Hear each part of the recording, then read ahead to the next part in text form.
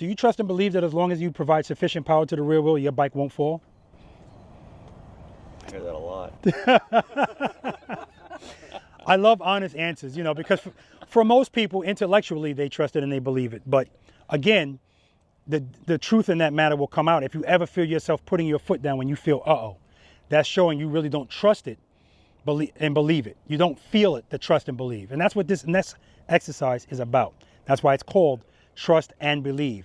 This exercise is to reprogram your brain to associate that feeling of falling with this, not putting a foot out, right? And so everything we've practiced so far, you can practice it every time you ride, right? I don't want you practicing trust and believe in traffic, but keep in mind, yeah, but keep in mind, it's still relevant in traffic. It is always relevant. Why? Because anything we do out here, like there's a lot of people that are reluctant to lean a motorcycle in the turn. So I'll see people when we go into a U-turn, when we get to that, they won't lean the bike really until they get to the top of the U-turn. So that's why the turn is so wide. Whereas if they committed to the lean right away, the turn will be tighter, right? That failure to commit is that feeling of, I don't like that feeling of falling. But if you really trust that as long as you need power, sufficient power, the bike won't fall, if you trust it, you won't have any problem doing it. That's what this is about, right? It's gonna make other stuff out here easier, because what's the biggest fear people have on their motorcycle? Dropping the bike, falling. That's what everybody, I ain't dropping my bike, I paid for it, you know, whatever hell they paid for it. I ain't dropping my bike. That's the biggest concern. But keep in mind, our concerns go down when our confidence go up, period. So people that worry about things a lot, it's just because they don't know a lot. And that's why I'm glad that all of you guys are here. This is adding tools to your tool belt. So for the average person riding a motorcycle, that if I put their motorcycle here and tell them, do me a favor, come here, let me do it this way. Here, and I tell them to come over here, I've had people come out here and use the whole parking lot to get there. It's not even an option, because practicing gives us options. And your options are limited to your skill level, period. It's not even an option to do what most of us would do, is just turn right here. Trust and believe is going to take care of that at some point. Okay, there's 5 steps to this exercise. What's always step number 1 before we move the bike? Always. Make sure it's in first gear. But I understand why he thought that was the answer, because I should have waited until step number 2 to ask you that. I feel like I set you up. That was good. Yeah. Yes, it is a rectangle. So we make sure we're in first gear. And then we cover the rear brake. And then we preload, and then we deal with the clutch. So it's a rectangle. Okay, so in this exercise, keeping it loaded is so important, right?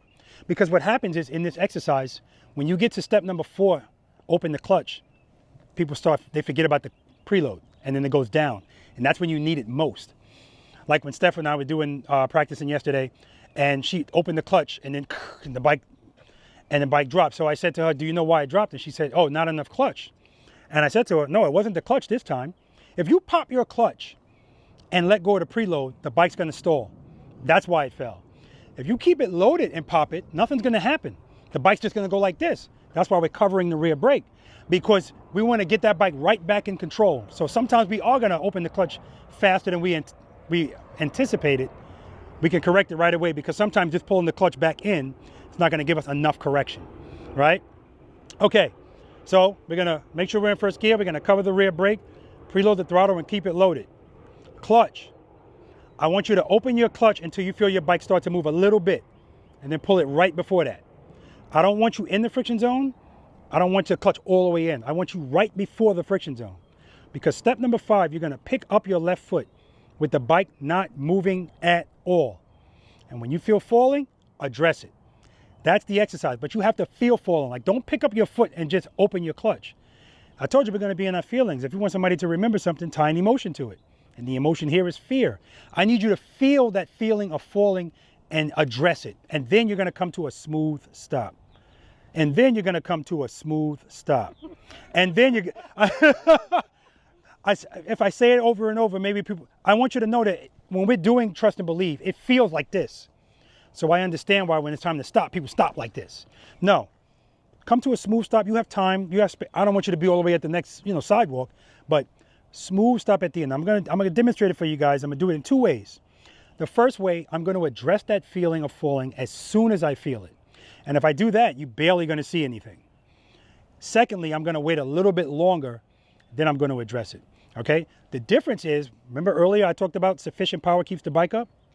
All right. So if my hand is right before the friction zone, I feel it, I address it this much.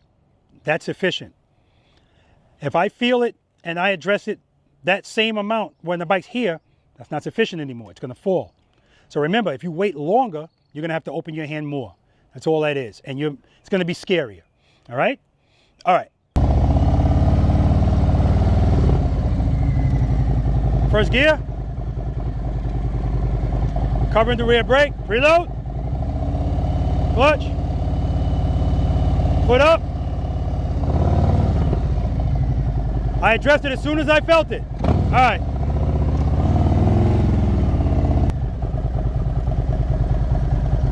Smooth start. First gear, cover the rear brake, preload, clutch, foot up.